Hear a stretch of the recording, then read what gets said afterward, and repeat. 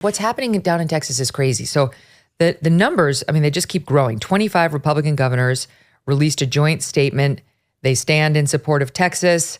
Now you've got, Trump calling for them to send, as I said, National Guard troops of their own down there. So far, the Biden administration has not sent down an order to tear down the wire fences. But if they do, it's on, and it's going to get really ugly. I mean, Texas is within its rights to just put it right back up.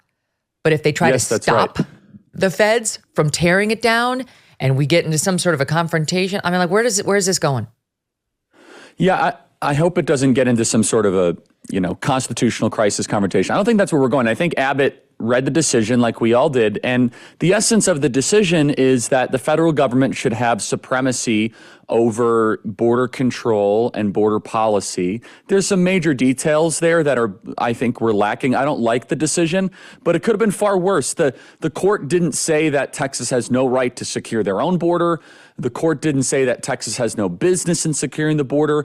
All the court said is that Texas basically will allow the federal government to get rid of the razor wire. It was so specific to just razor wire as well, which people need to understand.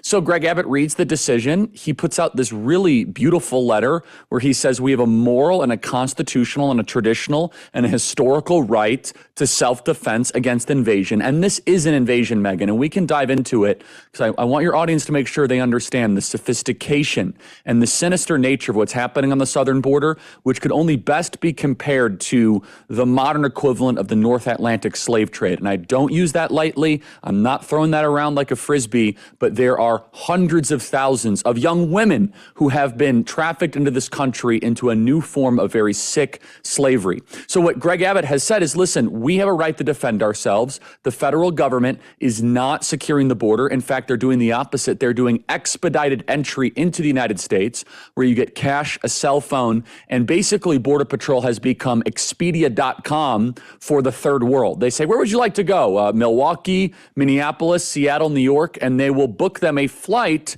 into the interior of the United States. And they're doing this in harmony with NGOs, non-government organizations like Catholic Charities, Amnesty International, and many others. So Greg Abbott says this is out of control. It's ruining our communities, especially the border communities, and we need to do something about it. So the federal government now has the green light from the Supreme Court to get rid of this razor wire. But interestingly, Joe Biden hasn't yet deployed federal agents to go cut the razor wire. So Greg Abbott has added more razor wire. It's being creative. It's certainly challenging the essence of the decision. I mean, the spirit of the decision to an untrained eye is back off Texas. And Greg Abbott says, well, that's not what it says. And Greg Abbott is a lawyer. He was a judge. He loves the law. So he's not doing this lightly. He's exploiting the murkiness and the cloudiness of this decision to play offense. And I love it, Megyn. We would not have seen this in the last couple of years. I have a theory as to why this is. The border is now the number one issue in the country that transcends political lines. It transcends racial demographic lines. It transcends income levels. People know what's happening on the southern border is an outrage. It's against our customs and our laws and who we are as Americans. And Greg Abbott is really forcing the hand of the federal government. And so my advice to him, I said this on our podcast, on our show, if the federal government goes and wants to cut the razor wire, watch them do it, put it on camera. It would be a PR loss for them. The agents will leave and put up more razor wire. Rinse and repeat. That is perfectly legal and constitutional based on what the Supreme Court decided this last week. I agree. I've been watching this carefully because my hope is that Texas doesn't get to the point where they have to openly defy the order. I mean, it's not really about them defying it. It's about whether the feds will actively do something about the permission slip they've just been given by the Supreme Court to go in there and pull it down. Texas really doesn't have to do or not do anything under that order. I mean, they're not really being compelled by it. But if Abbott tries to stop them from pulling down the border wire, this wire, then he could be in trouble. And we're getting a little closer to that. There's in my update today from my team, per Fox 4 in Dallas, top Texas officials saying they will not comply with the deadline to allow federal border agents access to a park along the Rio Grande, from which I think they would need to enter the waters to actually cut down the wire. So I'm not sure exactly where that's going, and saying something is not the same as doing something. So we've got our eyes on it. But either way, if you zoom out, the bigger picture is it feels a little Civil War-y. Like 25 states saying to the federal government, this is where we hold the line. It's a no. You will not allow this invasion to go on any longer. We've had it with you. And if Biden, because he's under pressure from the left to try to get these states in hand, right? And if he bows, and like you said, sends agents down there to cut down these fences and to take on the National Guard that's now being sent, not just from Texas, Oklahoma, perhaps some of these other states will do it too. It could get it's like a powder keg.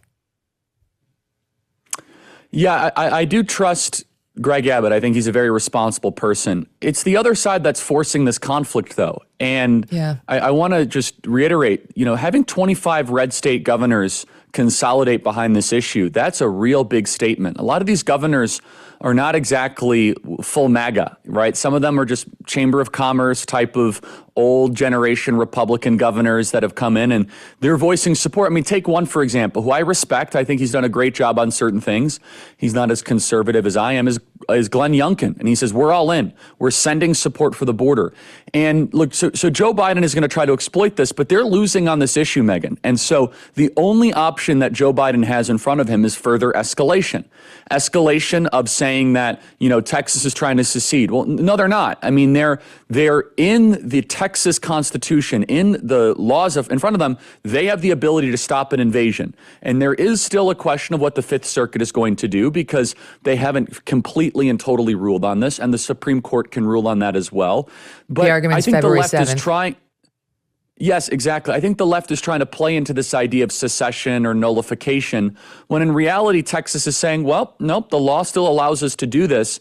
And I think we need to make the argument, though, that this is the existential crisis that is hitting every community across the country. You could talk about it from a fentanyl perspective. You could talk about it from a child labor perspective. You could talk about it from a labor perspective, or even what's happening in Chicago. I mean, an unreported story in the last week is that Mayor Johnson of Chicago, I'm not a fan of his, he's been hospitalized multiple times because of panic attacks because of all the people that are coming to Chicago, and he can't handle it. I mean, Eric Adams obviously has been outspoken. Oh, no.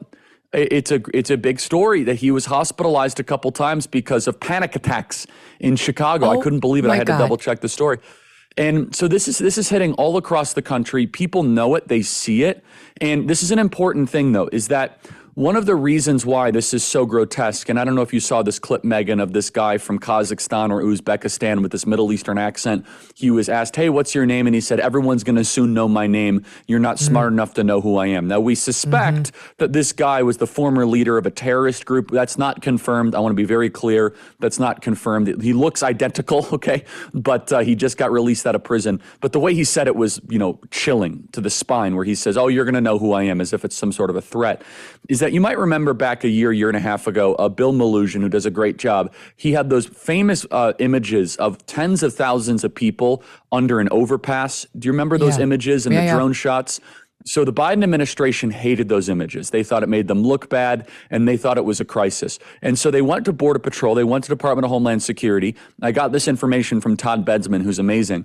And Border Patrol and DHS said, well, Mr. Biden and Mayorkas, the reason why there is a backlog is because we're doing DNA testing and background checking. So, for example, a guy comes from Kazakhstan, they call up the Kazakhstan embassy. Hey, we have this guy. Is there anything we should know about it? And, sometimes the Kazakhstan is like, oh, no, you don't want that guy in your country. He just, escaped our country for murder or whatever. And so the Biden administration said, no more lines. Get them through as quickly as possible because it's bad optics. So, Megyn, not only do we have open borders, we're not even doing open borders in a sane or rational way. We're not doing DNA testing where a 28-year-old will show up with 3 girls that are 10, 11, and 12 years old and do a very quick swab DNA test, put it through the machine, and say, oh, they're not related. He's probably sex trafficking them. And I just hope everyone understands this is one of the greatest, most horrific humanitarian crises when it comes to sex trafficking in the history of the country. And, the Democrats don't care, the left doesn't care, and Joe Biden is co-sponsoring it. So I say all that, Megyn, because I think Greg Abbott is morally in the right position to play hardball here. We must understand that we don't want some constitutional crisis. We don't want this to try to spark something. We don't want the bad guys to exploit it in a way that will further divide the country. But it's Joe Biden that has sat and done nothing for 3 years now. We must understand we have patiently waited for the federal government to do its moral responsibility, and they just lie about it. Alejandro Mayorkas says, oh no, the border is completely secure. Everything is perfectly fine. They are outright lying, and it's impacting the entire country. And the fact that 25 governors are stepping up behind Greg Abbott, I think is a great sign. And I think it's Joe Biden who's going to blink here, because it means that Joe Biden will have to either federalize the National Guard, which has not been done, it's only done in times of crisis, hurricanes, widespread Watts riots that we saw in the early 90s, or when Dwight D. Eisenhower federalized the National Guard in Arkansas for desegregation of schools. It's done very rarely. If Joe Biden does it, that is a huge escalation point. And for Greg Abbott to be holding the line here, I think is inspiring courage on the issue of the border. It's very promising. We all know the value of a good night's sleep. You feel better, you look better, you have more energy. The list is endless. Yet, getting better sleep is a tough resolution to follow through on. It can seem sometimes like a lost cause. You're too hot, you're too cold, you don't know what's wrong, but you're not sleeping well. But now there's Cozy Earth. Cozy Earth has the softest, most luxurious, and responsibly sourced bedding on the planet. And because their bedding is made with premium viscose from highly sustainable bamboo, it's naturally temperature regulating, so you sleep comfortably year-round. As one customer put it, buy these sheets. The difference in my sleep was immediate and worth every penny. I couldn't agree more. Experience life-changing luxury with Cozy Earth's bedding, bath, and apparel products, all backed by a 100-night sleep trial, as well as a 10-year warranty. Visit CozyEarth.com for details. Right now, you can save up to 35% off. CozyEarth.com. Go there now. Enter my promo code Megyn at checkout for up to 35% off your first order. Okay, CozyEarth.com. Promo code Megyn to get 35% off. Hey, thanks so much for watching. If you like what you just saw, hit the subscribe button for more clips and full episodes.